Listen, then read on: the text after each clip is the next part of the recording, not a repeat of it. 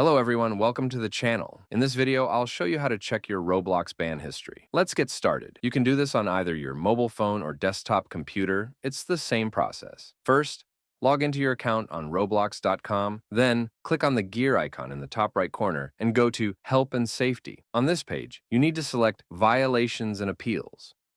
Once you're there, you'll see a list of your violations and your ban history. This will show the full list. As you can see, I don't have any violations, but if you have a ban, you can try to appeal it. Just click on Support right here and enter your information. You'll need to select your device, choose the moderation option, and then select the issue. For example, if you were wrongly moderated for something you said, explain the issue here, stating that it was an incorrect moderation or whatever the issue may be. Once you've written your message to Roblox support, click Continue. There's a good chance they will review your case and unban you on Roblox. That's all for this tutorial. Thanks for watching. Don't forget to like and subscribe to my channel for more videos like this.